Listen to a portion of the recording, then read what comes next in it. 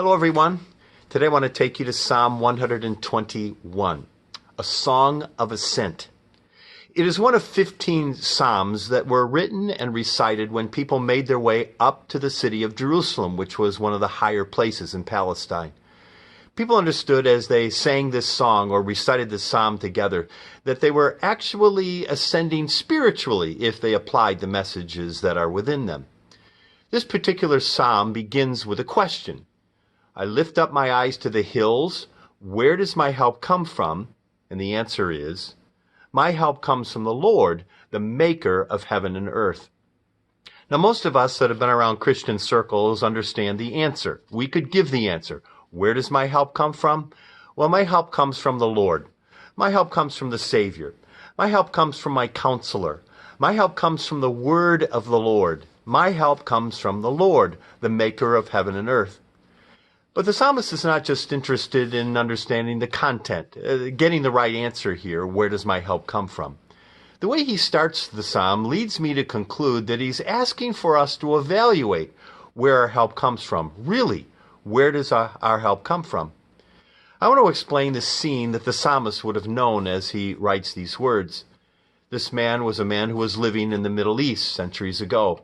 He was probably living in a valley. When he would leave his tent or his home in the morning, he would look up into the mountains or up into the hills, and there on the tops of the hills he would find smoke coming from altars to many different gods of the Canaanites. This god, that god, that god. So when he looked up to the hills and saw the smoke, he would have to decide where his help came from. It's not the hills. No, he was referring to which god of the hills does my help come from? Where's the answer? Well, my help comes from the Lord. None of these Canaanite gods, but my help comes from the Lord would be the obvious answer. But when he writes, I lift my eyes to the hills, he's really asking for a self-evaluation. Where does my help really come from? In our day, there are many gods that promise to be our helpers, just like there were in those days. Those helpers are gods that we have created or gods that we have depended on. Good gifts from the Lord created things, but nevertheless things we depend on other than the Lord. I'm helped, for instance, by my wife and my family. Am I helped by them? Yes. Are they my gods? Well, sometimes they are. My help comes from my doctor. I'm grateful for my doctor, but sometimes I see my doctor and I don't see the Lord behind the doctor as the one who's giving me help. My help comes from my doctor? No, my help comes from the Lord. My help comes from technology, believe it or not, or machines that are distractions. My help comes from sports, great scores, great entertainment. But ultimately, does my help come from sports, the psalmist would ask? When I lift up my eyes to the hills, where does my help come from?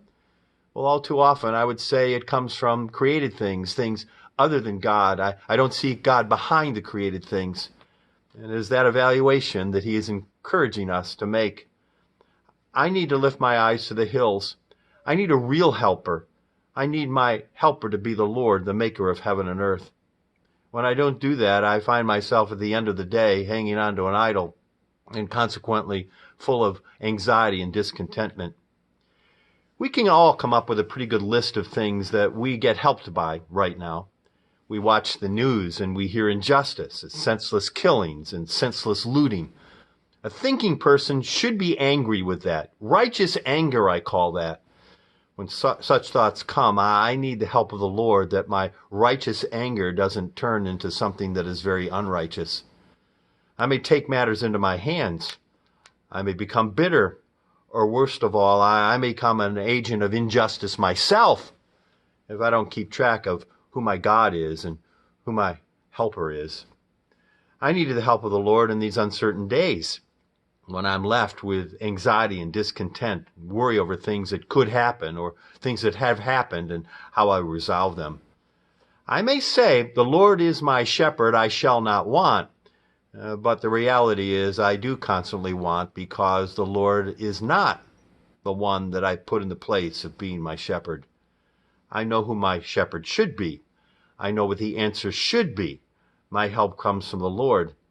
But other helpers take over top spot. And as a result, the consequence leads me to anxiety and discontent. And therefore, it's important for me to come out, start each day, even throughout the day, and look to the hills and decide, I need to tell you, O Lord, where my help comes from. I need to evaluate. I need to put you back in the place that you belong. I need to ask again, where does my help come from? I need to incorporate the answer. My help comes from the Lord, the maker of heaven and earth. The psalmist ends with the following affirmation. The Lord will keep you from all harm. He will watch over your life. The Lord will watch over your coming and going both now and forevermore. It's easy to see why this psalm is a psalm of ascent. Most of us know the answer, what the answer should be, but we don't always embrace it and bring it into our lives. I read about the spiritual habits of Charles Simeon. He was a long-tenured godly pastor of Trinity Church in Cambridge, England, back in the early 1800s. It's written about him that Simeon invariably arose every morning, even in the winter season, at 4 a.m., and after lighting a fire, he devoted his first 4 hours of the day to private prayer and devotional studies of the Scriptures. Here was the secret of his great grace and spiritual strength. Deriving instruction from such a source and seeking it with such delight, he was comforted in all his trials and prepared for sacred duty. Simeon understood the Psalm of Ascent, Psalm 121, a Psalm of Ascent that I would call the spiritual 911 Psalm. I lift my eyes up to the hills. Where does my help come from? My help comes from the Lord, the maker of heaven and earth. May that be your answer and your constant evaluation as well.